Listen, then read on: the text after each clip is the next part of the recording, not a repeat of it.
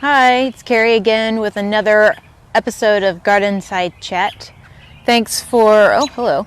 Thanks for joining us today. Garden Cat's making an appearance. Hey, just step over that lettuce. Go for those beets. Oh yeah. This is Lexi. She doesn't want you to touch her unless you're in the garden filming a video. Anyway, she keeps voles out, so we appreciate that. Anyway, well, we're not here to talk about Lexi. We're here to talk about smothering some weeds in your garden. So earlier this season, we did an episode on kind of some hand tools that you can use for weeding. So we talked about grub hoe, stirrup hoe, the Katuchi, the snake, various tools of the trade. So that is one method I use. I use my Katuchi every time I'm out here. We got lots of weeds in my garden, just to kill the real small weeds. It's easier to use those hand tools when the weeds are just, less than an inch. It's easier to kill them that way. It's easier on your back, your arm muscles. So if you look down at these melons I planted on Monday, I Katuchi'd, and hoed up the bed the day before, but I'm still getting some weeds back. I'm going to have to revisit it. But you want them about this, you want the weeds about this size, or even over here where they're germinating, in order to easily kill them. You just kind of slice under the top of the soil with the tool, and it kind of just uproots them. They're weak enough at that juncture that if they're annual weeds, they're probably just going to go up and die. But, that's in a perfect world. What do you do when, you don't weed for a couple weeks and things just get a little out of control? So today I'm going to talk about, one strategy you can use. It doesn't work for all weeds. It does work for some. And at least it can also just buy you time, so that you don't have to spend your whole Sunday weeding your garden, which is sometimes what I have to do. So, Billy, if you want to pan down to this bed on my left, we got a real big mess here.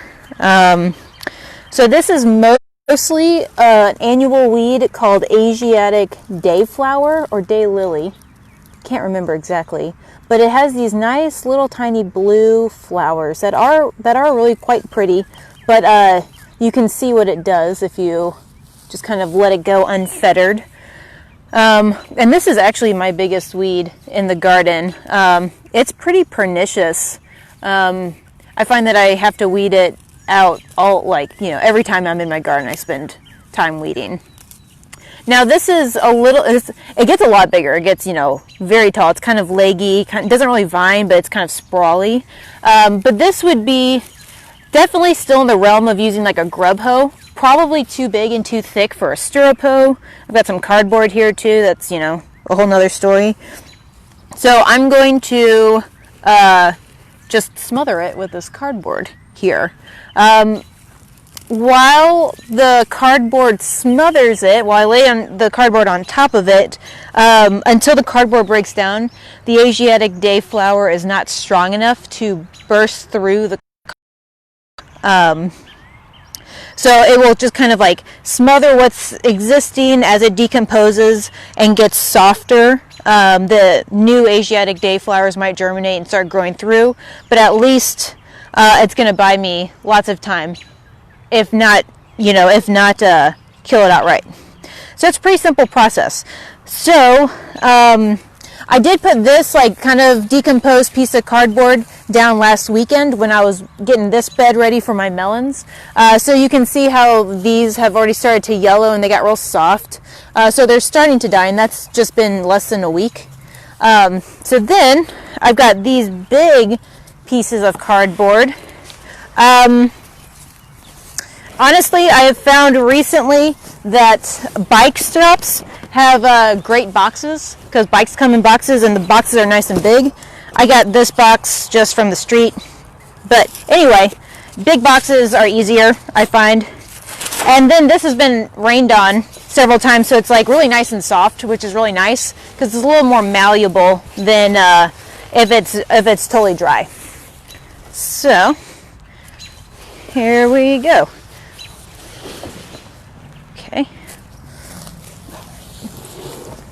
So I do have a couple things in this bed that I don't want to cover. I've got some pumpkins down there that I need to thin, but I don't want to cover those. And I've also got some zinnias at the other end that I don't want to cover either. So I'm just going to kind of put it in the middle of this garden bed. I'm going to pop on over here.